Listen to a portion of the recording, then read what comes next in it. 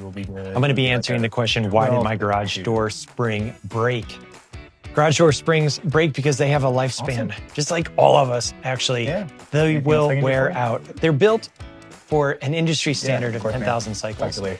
We can get those built to 25,000, 80,000, even 100,000 plus cycles if you want. It's all math and engineering, but that metal coil, and if you have something that you don't see the spring in, it might be inside a tube and thus really, really tiny.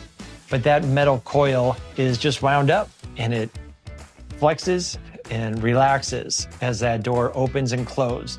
So a 10,000 cycle spring is a 10,000 up and down, and that is the cycle. But over time, there's really microscopic cracks that form in that metal on the outside, and eventually it's gonna crack. Sometimes it cracks when we get cold spells. That is going to contract that metal and just pop springs. And there's really nothing that we can do about it. And so they do break. The only way to know real peace of mind when they are going to run flawlessly is when we reset the clock to 0 and replace the spring. Then we can re-engineer everything specific to your door and some of the hardware that's on that door. But it is a deep mathematical equation that's over my head, so I use an app to engineer everything. But when our guys come out, if you have a broken spring or are concerned about springs breaking, if they are 8 to 10 years old, you can always choose to reset the clock before they break, and then you won't have a vehicle stuck in there when they do break. When they do break, those doors get incredibly heavy. Even the lightest doors are hundreds of pounds, 120 pounds to 200 pounds to 300 plus pounds.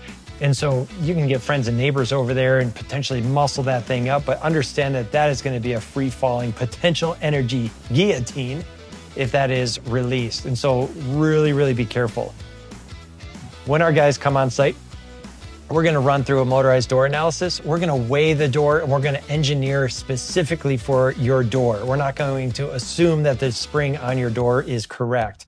I've seen that happen too often, and too often it's been the wrong spring. There are other players in the space that will throw on anything that they have in their truck and it will do, but it's not correct. It's not going to last as long as it can, and it's not going to even perform well enough to keep your operator from not wearing and tearing. So real quick summary, the springs are the muscle to your garage door. The operator isn't really pulling and pushing your door, it's guiding it up and down. The spring is what is moving that door. So the spring is your counterbalance, the muscle. The operator is simply a guide. And so it's not designed to lift really heavy or push really heavy materials. The only way to reset the clock is to replace that spring. And let us know if you want an 80,000 life cycle spring that you never have to think about again. Kooler with a K.